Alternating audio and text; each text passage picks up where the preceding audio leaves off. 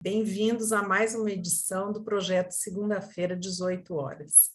Gostaria de cumprimentar a todos que nos acompanham pela plataforma Zoom. Cumprimento a promotora de Justiça, Maria Carolina Silveira Beraldo, coordenadora do Centro de Apoio Operacional das Promotorias de Justiça Cíveis. Cumprimento também o nosso conferencista desta noite, o doutor Cristiano Chaves de Faria, que irá explanar sobre os 20 anos do Código Civil e a atuação do Ministério Público. Doutor Cristiano, agradeço-lhe pela gentileza de ter aceitado prontamente o convite do CEAF, Centro de Estudos e Aperfeiçoamento Funcional do Ministério Público do Estado de Minas Gerais, para estar conosco nesta noite.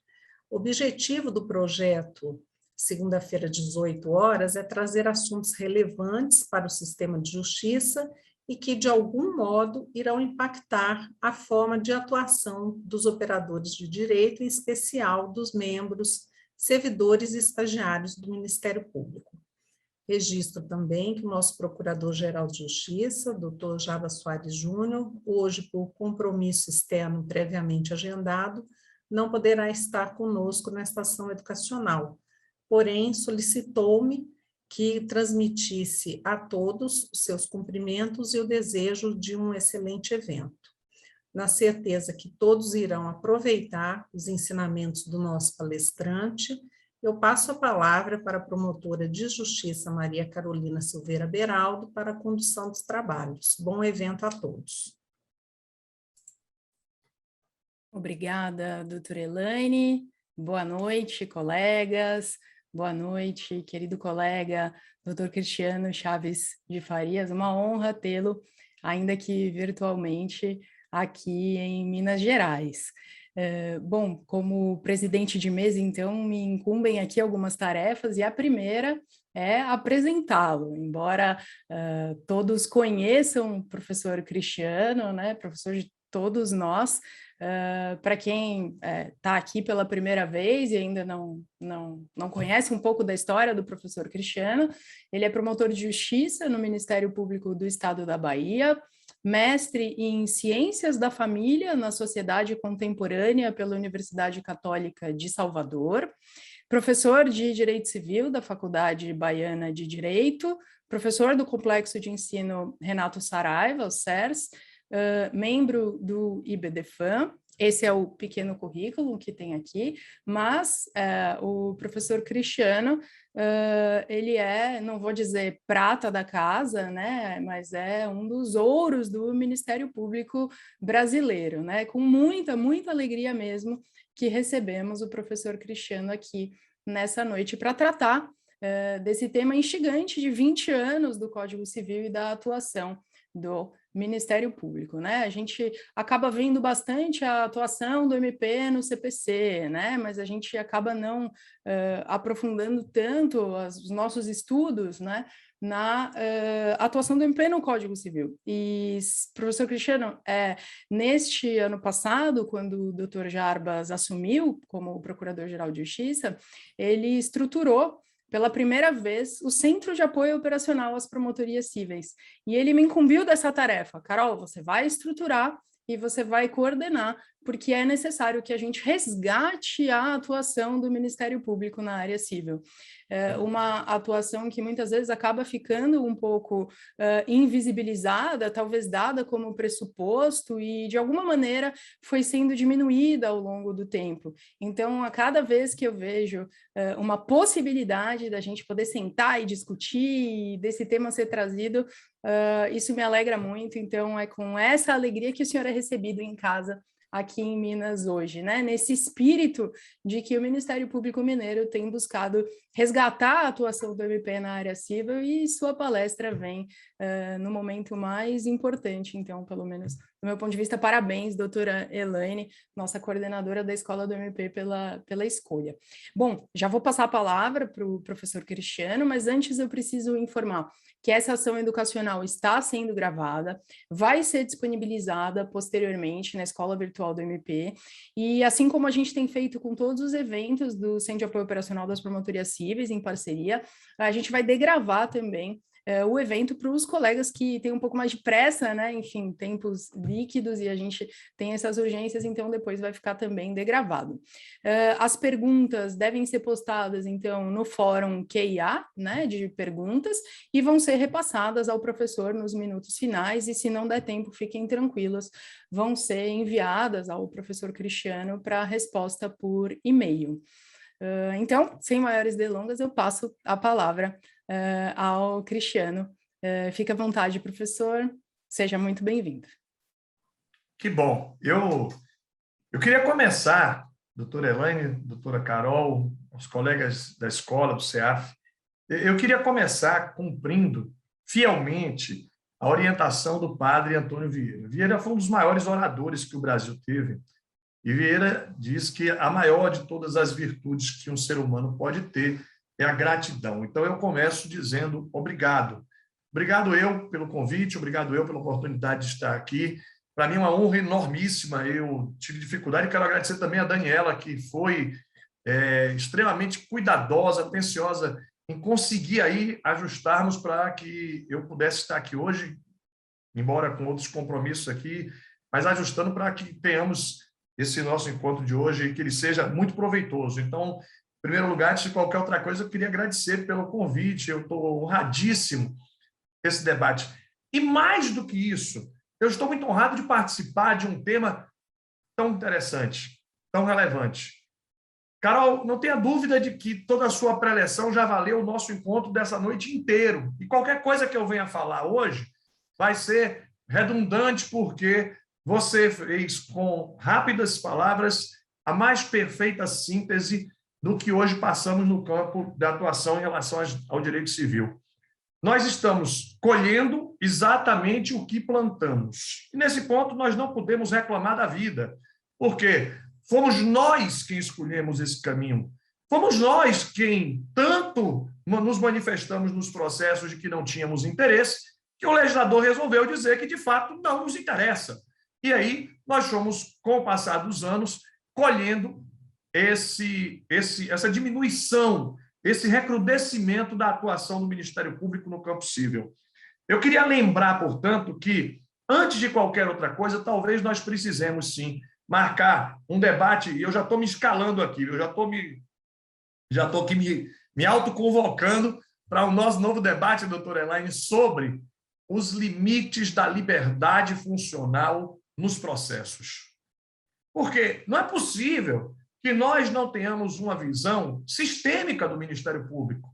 Não é possível que nós não possamos compreender que, a partir do momento em que o legislador determina a nossa atuação numa ou noutra demanda, aquela opinião pessoal espaldada num argumento irrefutável, porque ele está escrito na lei da liberdade funcional, nós podemos criar uma verdadeira esquizofrenia institucional. Porque dentro de uma mesma comarca, nós podemos ter uma promotoria que não atue e outra que atue. Ou seja, qual é a segurança? E aquela segurança que nós reclamamos dos tribunais superiores, nós próprios não praticamos? Então, me parece que a primeira lembrança, o primeiro alerta desse nosso encontro é: nós precisamos ter uma coerência e harmonia de atuação no cível e diminuir a nossa mania de usar a autonomia funcional simplesmente para, episódica e casuisticamente, fugirmos daquela atuação neste ou naquele processo.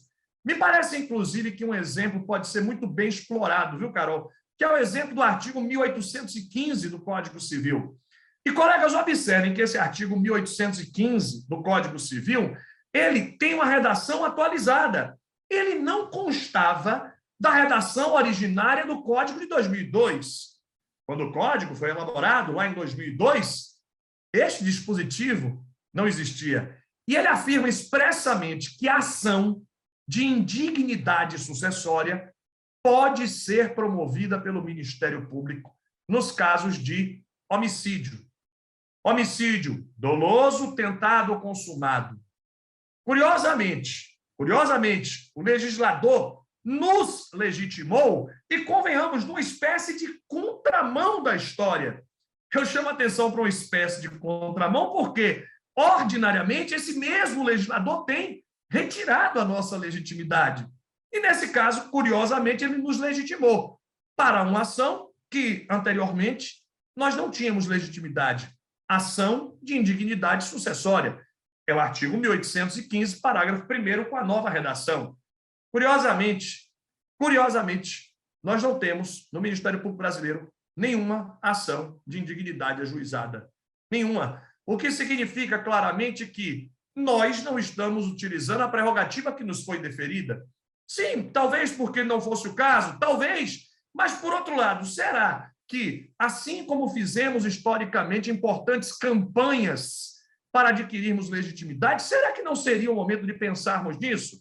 Num outro exemplo, aliás, esse exemplo é de uma súmula do STJ que precisou ser editada por conta de uma instabilidade na jurisprudência que terminou pacificada e, curiosamente, foi o Ministério Público de Minas Gerais e da Bahia, foram os dois Ministérios Públicos de Minas e da Bahia, que suscitaram os recursos especiais que resultaram na edição da súmula 594 do STJ.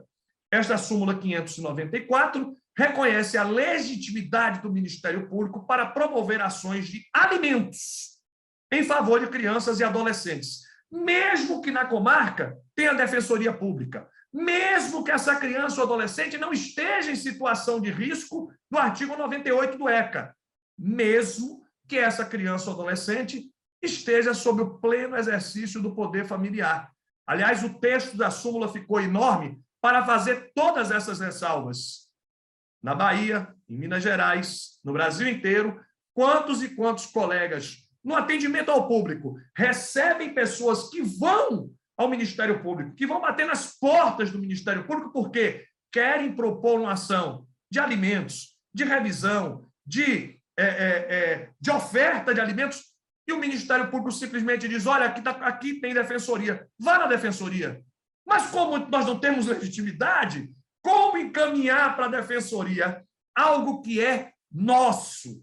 Então, a primeira lembrança, o primeiro alerta é, nós precisamos, com brevidade, sentarmos num debate muito honesto, sem vaidades intelectuais e falando de forma pragmática o que esperamos nós mesmos dessa atuação do cível, porque ela pode ser muito mais ampla, muito mais abrangente, com muito mais capilaridade social, sendo que hoje nós vivenciamos grandes dificuldades por conta da invocação da autonomia funcional, simplesmente para deixar de atuar quando temos legitimidade, seja encaminhando para a defensoria, seja construindo, concebendo argumentos que são juridicamente palpáveis. Sim, são. Existem argumentos, mas também nós não podemos esquecer que direito como um todo é retórica. Estou lembrando de uma obra do Arthur Schopenhauer.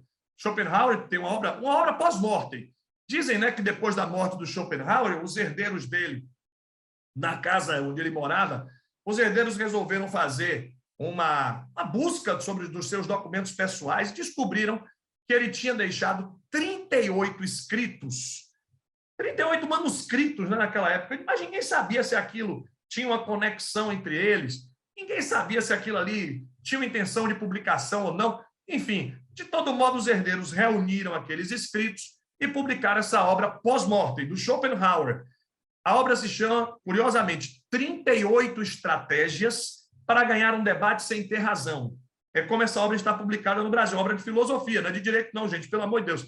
38 estratégias para ganhar um debate sem ter razão, mas penso eu, viu, doutora Carol, que um dos grandes espaços para pensarmos nisso é o espaço do direito. Direito é argumentação. Quem vai ganhar uma tese não é quem tem o melhor direito, até porque o conceito de melhor direito é amplo, é plástico, é efêmero. O conceito de melhor, de pior, de justo, de injusto, é um conceito completamente inusitado agora e construível. Agora, uma coisa é certa, quem vai ganhar a causa é quem tem o melhor argumento. Então, que um promotor seguramente pode ter um bom argumento para dizer não vou intervir? Pode, mas é isso que a gente espera, de fato? É para isso que o Ministério Público, quanto instituição, lutou para ter legitimidade, para promover ações de alimentos? para a gente simplesmente chegar na hora do atendimento e dizer agora não vou fazer não, vai para a defensoria, porque aqui tem defensoria, porque seu papai e sua mamãe estão no pleno exercício do poder familiar. Então, pensemos, a súmula 594, que é o artigo 201 do ECA, né? Imagina, viu, Carol? Está escrito no artigo 201 do ECA, o Ministério Público tem legitimidade para ação de alimentos, mas precisou de uma súmula. Precisou de uma súmula para confirmar o que diz o 201 do ECA. E daqui a pouco, quem sabe, não vai precisar de uma súmula para dizer, olha, o 1815 legitima o Ministério Público para ação de indignidade sucessória, o promotor pode propor ação. Pode, pronto. Porque talvez, quando tem súmula, a gente comece a pensar melhor e fazer uma interpretação que seja mais coerente, mais verossímil para o nosso dia a dia. Então, eu queria começar essa noite chamando a atenção para esse importante aspecto. Nós precisamos ter uma honesta discussão para saber até que ponto nós podemos fugir, nós mesmos, dessa nossa atribuição tão importante no cível. Eu quero agora adentrar especificamente, penetrar incisivamente no tema e adentrar a partir de 4 diferentes referenciais. Eu quero falar que sobre essa atuação do Ministério Público no Código Civil, ao longo desses 20 anos, o Código fazendo agora 20 anos, e observem quantas mudanças nós tivemos significativas em relação à atuação do Ministério Público, e eu separo 4 eixos fundamentais. O primeiro eixo que quero trazer diz respeito à questão da Lei da Liberdade Econômica. Colegas, essa Lei da Liberdade Econômica impactou diretamente sobre o Código Civil, porque a Lei da Liberdade Econômica, ela conferiu uma nova redação ao artigo 50 do Código Civil. Esse artigo 50 do Código Civil prevê a possibilidade de desconsideração da personalidade jurídica. E a desconsideração, ela é um instituto largamente utilizado, largamente. No direito empresarial, sim, no direito empresarial, também no direito do trabalho, verdade? Mas para nós do Ministério Público, esta ação pode ter grande relevância. A desconsideração pode ser requerida nas varas de família. Nas varas de família. Nas varas de família é possível ter desconsideração, é a chamada desconsideração inversa da personalidade. Numa ação de alimentos, quantas e quantas vezes o devedor de alimentos não se escuda numa suposta falta de capacidade financeira, de capacidade contributiva, mas ele é um empresário e diz que tira um prolabore pequeno, um dividendo pequeno da empresa, contudo, ele mistura as contas dele com a empresa. Ele paga contas pessoais com o dinheiro da empresa, dirige o carro da empresa, mora num apartamento em nome da empresa.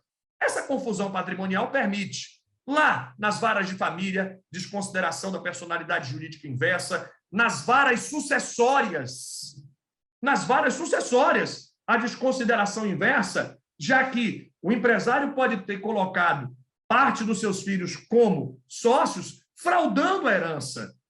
Mas não é apenas no direito de família e sucessões, no direito empresarial, no direito do trabalho, que nós enxergamos a desconsideração. Ela pode ser muito importante também nas ações coletivas, na tutela do consumidor. Sim, na tutela do consumidor, porque não raro, aquela empresa que causou um dano à coletividade de consumidores pode ter incorrido em abusos. Colegas, também no campo da improbidade administrativa.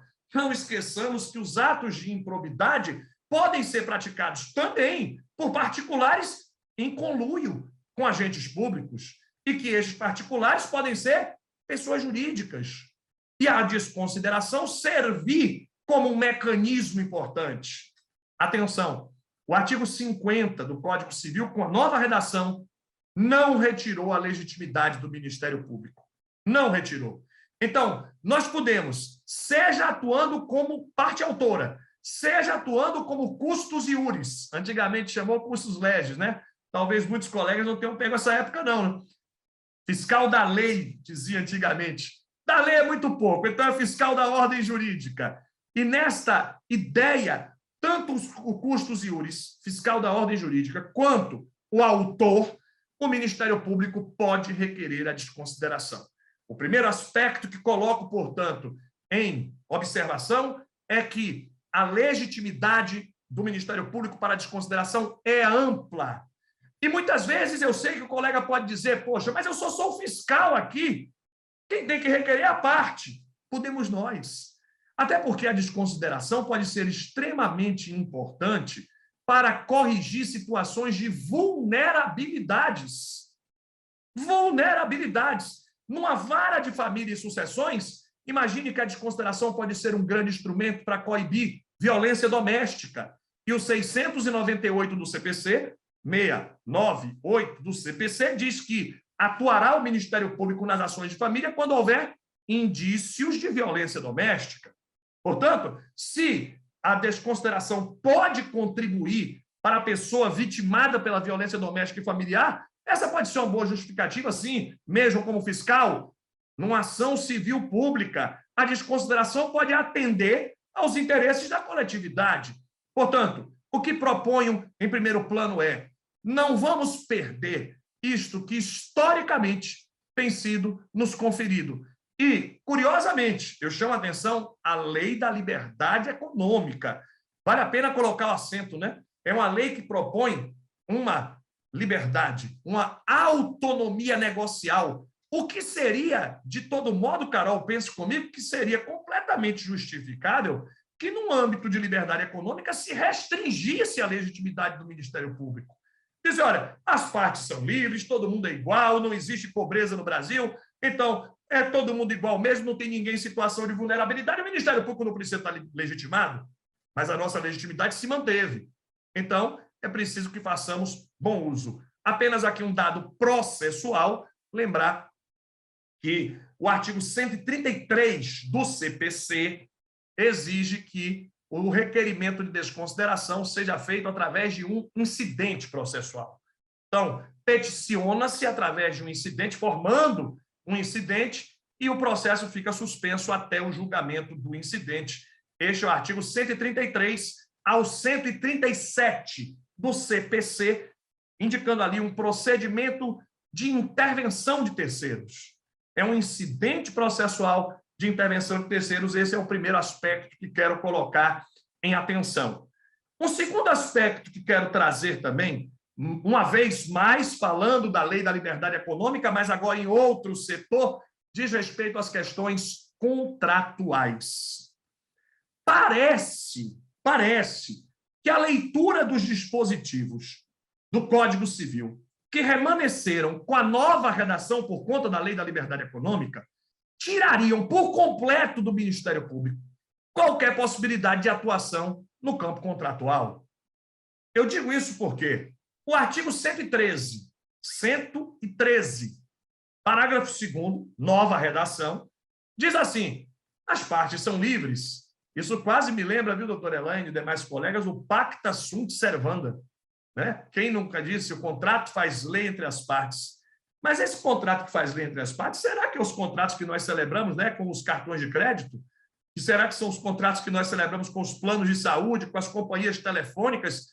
Por quê? Não me parece que a gente seja tão livre assim para contratar a companhia telefônica, né? Até porque, se fôssemos de fato livres para contratar a companhia telefônica, nenhuma delas seria contratada por nenhum de nós. Nenhuma. Então, efetivamente, o que a gente percebe é que essa liberdade não é tão absoluta quanto parece, quanto se diz. Então, esse artigo 113 estabelece, no parágrafo 2º, as partes são tão livres que elas podem até escolher as regras de interpretação e de integração do contrato para a hipótese de conflitos futuros. Então, as partes podem dizer assim: olha, juiz, se um dia esse contrato for parar na justiça, as regras de interpretação e de integração não são aquelas do Código Civil, não. São as nossas. Por exemplo, critério econômico. Nós queremos que se julgue pelo critério econômico. Um exemplo. Seguindo as pegadas desse artigo 113, vem o 421 e o 421, letra A. Esses dois dispositivos que mantêm harmonia com o 113, esses dois, 421 e 421A, por suas vezes, dizem assim: e o juiz somente intervirá nos contratos em caráter excepcional. A intervenção do Estado nos contratos é completamente excepcional. Pois bem, porque a regra geral é a liberdade. Tudo bem. A soma desses dispositivos talvez nos desse a ideia. O sistema não quer o Estado intervindo nas relações contratuais. Eu até acho que sim. Até acho. Mas eu acho, viu, doutora Carol, que isso serve para aqueles contratos entre Coca-Cola e McDonald's. Isso vale para os contratos entre grandes empresas, as companhias aéreas, quando celebram ali negócios, né, com as fabricantes de aeronaves. Ótimo. A gente não tem nenhuma vontade de se meter nisso, não. Agora, colegas, não vamos esquecer que todas essas regras de liberdade contratual não podem alcançar os contratos de consumo e de adesão. Porque os contratos de consumo e de adesão partem de uma premissa completamente distinta, que faz cessar toda a lógica desse raciocínio. Tanto nos contratos de consumo quanto nos contratos de adesão, existe uma pessoa em situação de vulnerabilidade. Simples assim. Tanto é verdade o que eu estou a dizer, que o 47 do CDC diz: o contrato de consumo sempre será interpretado a favor do consumidor. E o 423 do Código Civil afirma que os contratos de adesão serão interpretados sempre de modo mais favorável ao aderente. 47 do CDC, 423 do Código Civil. Para mim, portanto, a legitimidade do Ministério Público se mantém para os contratos de consumo e de adesão. Uma lógica, inclusive, que vem sendo reconhecida pela súmula 601 do STJ. Essa súmula 601 do STJ é uma conquista enormíssima do Ministério Público brasileiro. Por quê? Essa súmula 601 expressamente legitima o Ministério Público para a defesa do consumidor, seja direito consumerista difuso, coletivo ou individual homogêneo. Os colegas que estudaram esse assunto aí nos últimos anos devem ter percebido que isto é o término de uma discussão que demorou mais de 30 anos, porque muitos processualistas brasileiros, muitos, defendendo seus pontos de vista, outros deles defendendo as suas compreensões na advocacia, o que é legítimo, claro que é legítimo, não há nenhum problema nisso, mas muitos colegas processualistas defendiam que o Ministério Público não teria legitimidade para interesses individuais homogêneos que não fossem indisponíveis. Vale dizer, nós estaríamos alcançando somente uma pequena parte das ações civis públicas para a defesa de interesses individuais homogêneos, notadamente no âmbito contratual. Se essa súmula 601 nos defere essa proteção, me parece que situações contratuais de consumo e de adesão continuam tendo a legitimidade do Ministério Público. E, portanto, toda a sistemática da lei da liberdade econômica encontrará nos contratos de consumo e de adesão uma ressalva absolutamente clara para a compreensão dessa nova teoria do contrato, sustentada claramente pela lei da liberdade econômica, modificando o Código Civil. O terceiro ponto que quero colocar em registro, o terceiro ponto que quero chamar a atenção, diz respeito à nossa atuação no campo fundiário. Fundiário. Aqui nós precisamos, de fato, ter uma compreensão mais ampla do fenômeno fundiário. Para quem não lembra, o artigo 943 do CPC de 73, esse artigo 943 expressamente previa a intervenção do Ministério Público na ação de uso capião, 943 do Código 16. Esse dispositivo foi revogado, o que nos leva a uma conclusão de que o Ministério Público agora não mais intervirá nas ações de uso capião, pelo simples fato de se tratar de uma ação de uso capião. O motivo, inclusive, é lógico, é que o uso capião agora pode ser requerido em cartório. Em cartório. É o artigo 216, letra A, da Lei de Registros Públicos, que expressamente prevê a possibilidade de uso capião no cartório, diretamente no cartório, quando não há impugnação de nenhum dos interessados, das fazendas públicas, dos confinantes, da pessoa em cujo nome o imóvel está registrado. Porém, eu quero chamar a atenção dos colegas para uma outra percepção. É que o uso capião pode ser em cartório quando não há conflito. Mas se houver litigiosidade, o uso capião será necessariamente judicial. E quando esse uso capião for judicial, lembre do artigo 178 do Código de Processo. Se houver interesse de incapaz, de pessoa em situação de violência doméstica ou familiar, e se houver conflito coletivo, atuará o Ministério Público. Atuará o Ministério Público. Portanto, naquele uso capião em que se discute a aquisição originária de um largo espaço de terra em conflito coletivo, favelas, grandes desapropriações determinadas pelo Estado com alegações de uso capião concomitantemente, em todos estes nós vamos atuar. Em todos estes. Nas ações possessórias com conflitos coletivos, nós vamos atuar. Nas ações de uso capião, baseadas no Estatuto da Cidade, que é uso capião coletivo, artigos 10 a 13 do Estatuto da Cidade, nós vamos atuar necessariamente. E aqui, então, Carol, para o promotor civil, surge um grande desafio. Nós vamos atuar em defesa da coletividade. E aqui, a lógica da nossa atuação precisa ser modificada. Porque, muitas vezes, nós vamos para uma ação em que se discute um conflito fundiário coletivo, uso capião coletivo, uma ação possessória com conflito coletivo, uma ação reivindicatória com conflito coletivo. Aí nós vamos para a ação e nós vamos com aquela cabecinha. Eu vou defender o vulnerável. Eu vou defender o vulnerável. Cuidado. Nas ações em que existe conflito coletivo fundiário, possessório, quem defende o vulnerável é a Defensoria Pública. É uma nova atuação da Defensoria que se chama custos vulnerábiles. O custos vulnerábiles é uma espécie de fiscal dos vulneráveis. Essa fiscalização é da Defensoria.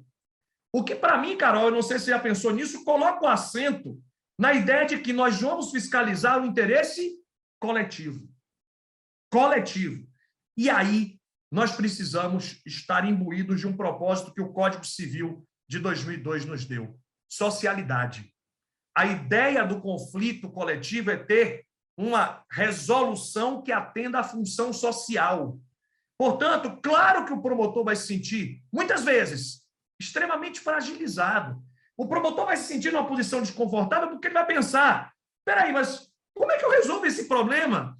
Eu estou imaginando, viu, Carol, aquelas ações possessórias. Eu, pessoalmente, tive a oportunidade de atuar isso. Eu fui promotor em Feira de Santana, é a maior cidade do interior da Bahia.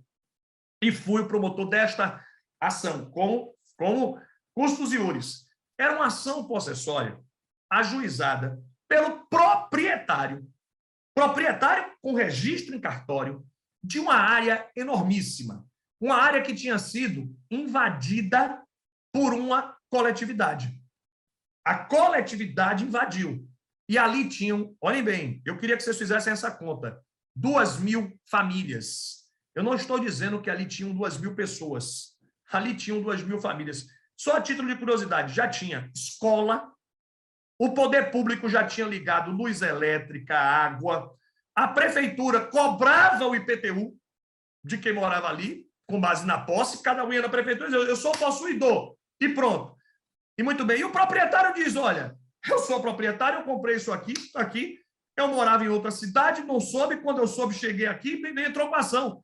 O proprietário tinha direito? Tinha. E resolve como? E naquela época eu pensava tanto em que solução a gente chegaria, né? E pensei muito nisso. Muitas vezes a ideia da socialidade se dá com a convocação do poder público para participar. E agora o Código de Processo Civil permite isso, no artigo 565. 565.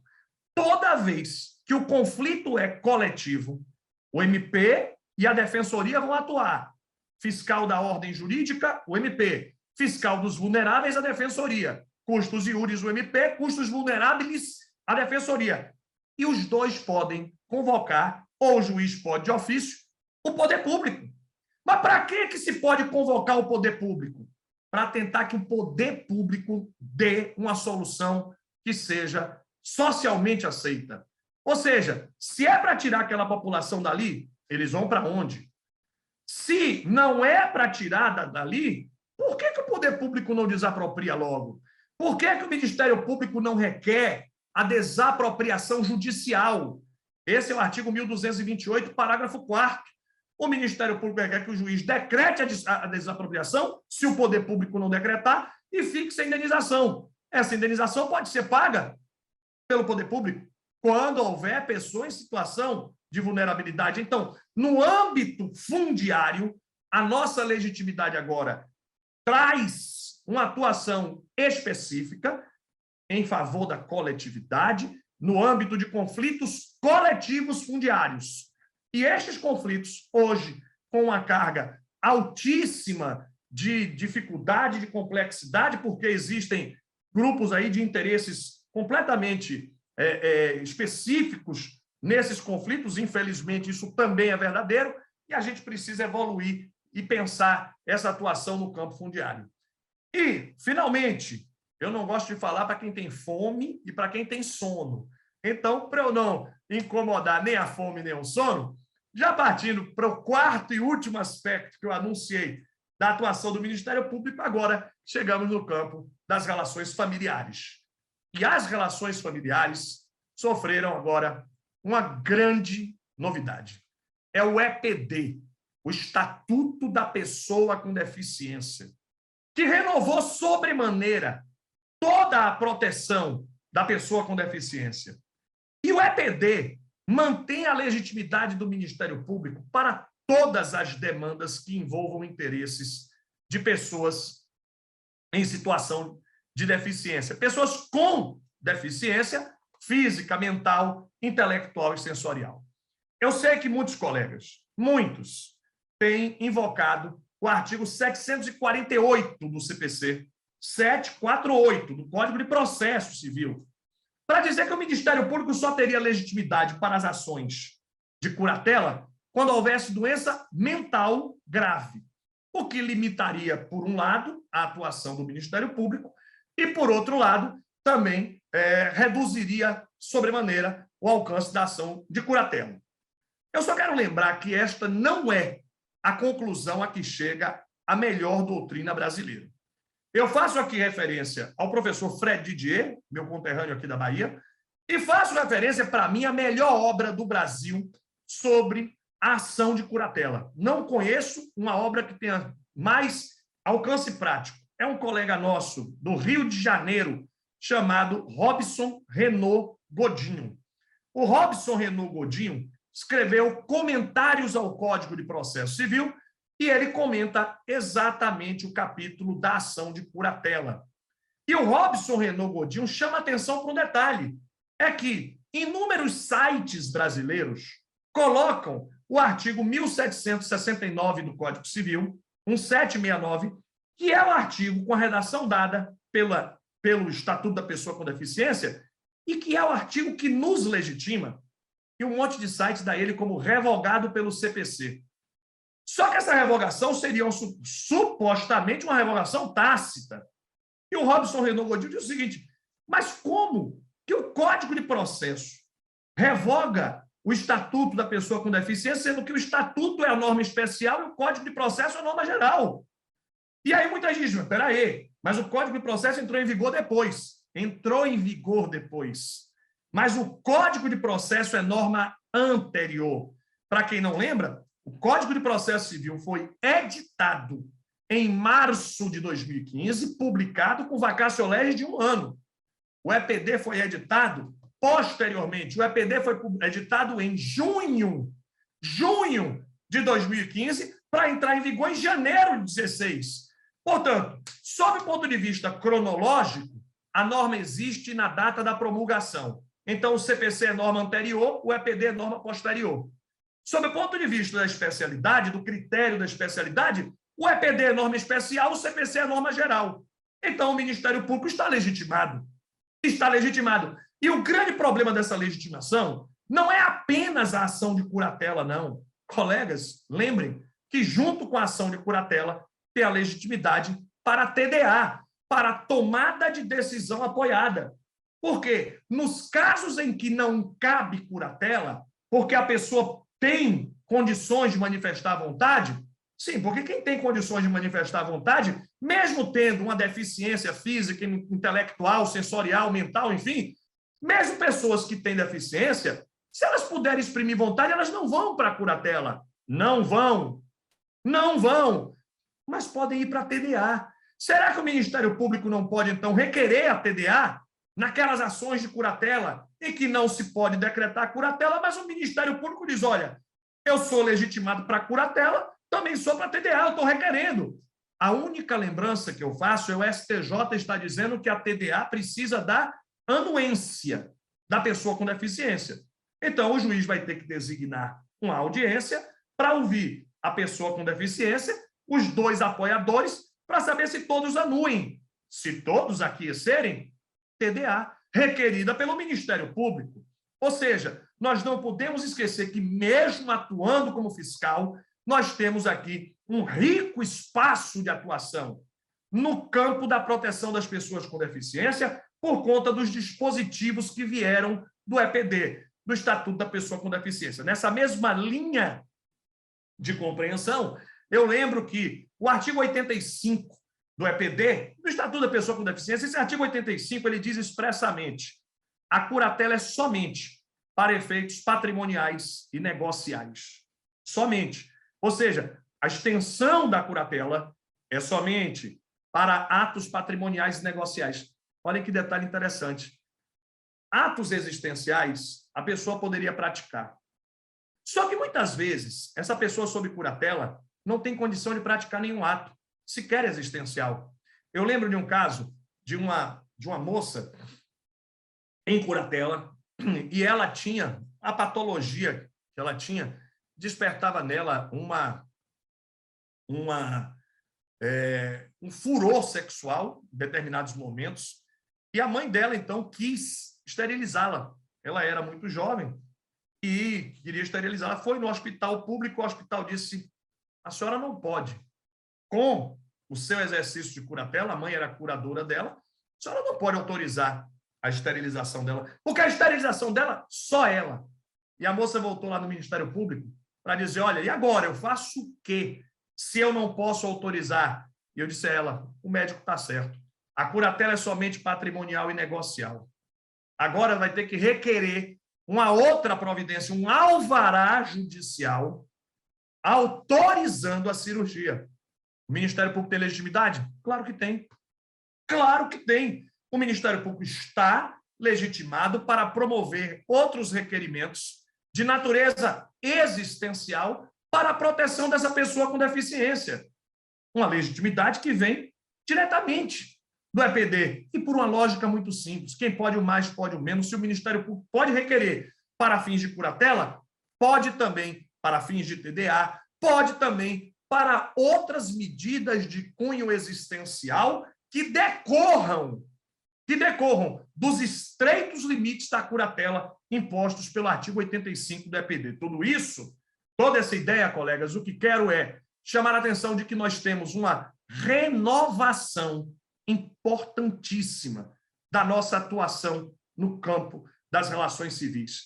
Não é pelo fato de se tratar de uma relação privada, não é pelo fato de ser uma relação entre particulares, que simplesmente se elimina, se exclui a atuação do Ministério Público. Até porque, nessa sociedade, Carol, que você aí muito bem lembrou, Bauman, né? Nessa sociedade líquida, da velocidade da informação, da era digital, né? E tudo a gente pode, numa fração de segundos, a gente não pode esquecer que existem pontos de interseção importantíssimos entre o público e o privado. Existem pontos de interseção enormíssimos entre o interesse individual e o interesse da coletividade. Há uma redimensão entre o público e o privado. Eu me lembro aqui de uma metáfora quase que idílica de um grande filósofo do direito pernambucano, Nelson Saldanha.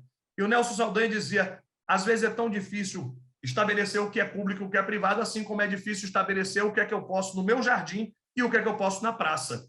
Então, nessa dificuldade entre o jardim e a praça, entre o público e o privado, aí nós precisamos estabelecer uma atuação, ao meu sentir, uma atuação presente, uma atuação que seja um instrumento para a realização da cidadania. Que esse nosso encontro de hoje possa despertar todas essas possibilidades e que nós tenhamos aí outras oportunidades de discutir esses temas que são tão importantes para o nosso cotidiano, para o nosso dia a dia. Obrigado mais uma vez pelo convite, viu? Eu espero ter colaborado aqui com todas essas discussões. Muito obrigada, professor Cristiano. Doutora Elaine, é para eu falar? Posso falar? É para eu fazer, né, a presidência, tá? Sei que o senhor tem horário, mas eu queria não só agradecer... Fique à vontade, por favor. A gente tem agora, né, neste momento, tem mais de 60 pessoas que estão assistindo. Foi com muito alento que eu confesso que eu ouvi a sua exposição, porque desde, enfim, aquele movimento de racionalização da nossa atuação, enfim, Carta de Pojuca, que todos conhecem, o pêndulo da racionalização, ele foi a um extremo que hoje a gente tenta buscar à luz das nossas atribuições constitucionais. E essa tem sido uma tarefa muito difícil, sobretudo agora na coordenação do Centro de Apoio Operacional, as promotorias civis, eu tenho recebido as demandas dos colegas, com dúvidas muitas vezes legítimas. Carol, eu estou com 1000 assuntos aqui, eu tenho que intervir nesse caso aqui, e me mandam assim, sem grandes cerimônias e grandes problemas, porque parece que se naturalizou essa não intervenção, mas os colegas mais novos ainda têm alguns receios em relação a essa naturalização, talvez porque, enfim, tenham estudos mais recentes, constitucionais e das nossas atribuições. Mas, então, em primeiro lugar, para retomar a sua fala e para a gente conseguir alinhavar tudo que foi dito aqui, já quero convidá-lo para esse debate em relação à nossa atuação na esfera civil. Ele realmente precisa ser trazido, a gente precisa voltar a jogar luzes, porque o pêndulo da racionalidade ele foi para um extremo que institucionalmente a gente não consegue mais sustentar à luz das nossas atribuições, né, de quem efetivamente tem consciência das atribuições do Ministério Público enquanto instituição garantia, né, para usar a expressão do nosso querido professor Gregório Assagra. Depois eu queria também fazer mais uma colocação em relação à sua fala de esperança, né? Quando fala da súmula 601 e do término de uma discussão que durou mais de 30 anos em relação às nossas atribuições para atuar na defesa, inclusive de direitos individuais homogêneos. Infelizmente, não sei se você acompanhou, mas há 2 ou 3 semanas veio uma decisão do STJ que retirou do Ministério Público a possibilidade de executar sentença coletiva que se refere a direitos individuais homogêneos, né? Então, retirou, liquidar e executar, exatamente, liquidar e executar. Era uma questão específica em que o MP tinha dado início à fase de execução de uma sentença em uma demanda que ele mesmo ajuizou, né, para quem não está acompanhando, e sem que o Ministério Público brasileiro tivesse participado efetivamente da demanda, até porque surgiu de uma ação de uma vítima, né, específico. A questão era um contrato firmado com uma universidade, né, a cláusula contratual declarada, né, depois, enfim, ilegal, e sem que o MP tivesse atuado, decidiu-se, então, que a gente não teria essa legitimidade, né, e aí, inclusive, o Ministério Público de Minas se mobilizou, a Procuradoria com atuação nos tribunais superiores, eu, doutor Gregório Assagra, doutor Davi Pirajá, que está aqui, está nos acompanhando, buscamos o MPF e apresentamos os embargos de declaração para, de alguma maneira, tentar reverter e tentar jogar luzes a essa questão, para mostrar que o nosso interesse ele não vai só até a fase do ajuizamento da demanda e da sentença, né? Ele, obviamente, ele se perpetua, sobretudo, até a fase de liquidação e eventual execução, ainda mais se a gente for considerar que a gente está em Minas Gerais. Infelizmente, palco de tragédias socioambientais bem recentes e que, obviamente, estão ligados a direitos individuais homogêneos e de pessoas vulneráveis, né? E nesse ponto, embora eu não faça muito essa diferença entre custos vulneráveis e custos juris, porque eu acho que o MP tem um componente de custos vulneráveis que é íncito à nossa atribuição, né? A gente tem que cada vez mais lutar por esse espaço, né? Então, recebi com alento essa sua energia em termos de colocação, né, das nossas atribuições, mas ainda vejo um longo caminho, né? Queria também aproveitar, recebi um e-mail aqui de um colega, enquanto a fala era trazida, nosso colega Mário Conceição de Varginha, e eu faço questão de ler, acho que você vai gostar. Olá, Carol, aqui em Minas Gerais o tema da ação de indignidade sucessória não passou despercebida. No ano passado, vejo o anexo, né, aí ele manda uma ação que ele ajuizou. Ela não se enquadra exatamente no artigo 1815, mas, como disse o Cristiano, utilizei a argumentação para justificar a legitimidade do MP no caso concreto. Ele até envia aqui, eu vou depois disponibilizar no nosso repositório. E o colega Jonas, que não está aqui, mas ele já tinha me encaminhado duas que ele ajuizou no ano passado com base no 1815, essas já estão no repositório. Então, aqui, pelo menos, a gente está atenta, né, a essa questão. Aqui no QIA, doutora Terezinha, do MP do Paraná, viu, Cristiano? Assim que eu assumi o CAL, eu comecei a garimpar quem eram os coordenadores de CAL Cível, para começar que a gente não tem em todos os MPs, justamente pelo quanto a nossa atividade foi apequenada, né, no Cível, mas eu consegui ali ir garimpando os colegas e a gente criou um grupo no WhatsApp de coordenadores, né, um grupo nacional, e a doutora Terezinha, que é do CAOP, né, do MP do Paraná, ela está aqui fazendo uma pergunta, a doutora Terezinha, que é procuradora de justiça e super ativa no grupo. Eu gostaria de perguntar ao estimado professor Cristiano se os limites sobre a legitimidade do MP para a propor ação de indignidade em casos de homicídio são abertos ou circunscritos à presença de incapazes ou vulneráveis. Me parece que essa legitimação em nada se correlaciona com a presença de incapazes. Porque se assim fosse, a mim parece, inclusive, que o dispositivo seria especioso.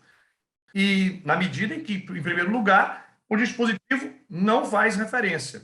Em primeiro lugar. Em segundo lugar, a ratio desse dispositivo é tentar harmonizar a responsabilidade civil e a criminal.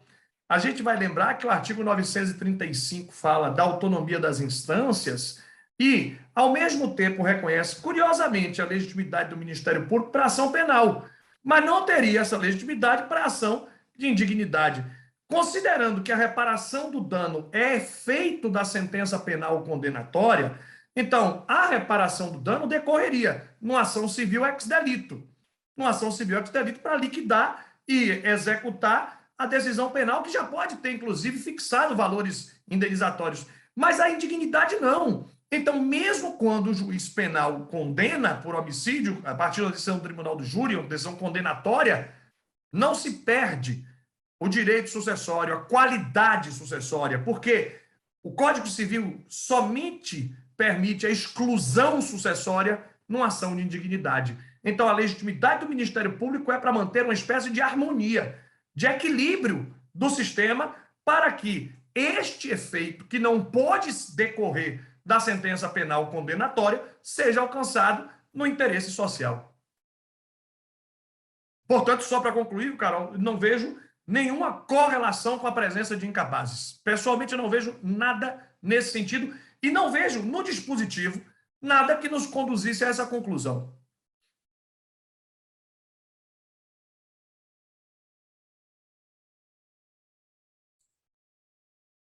Me parece que a Carol teve um problema e caiu.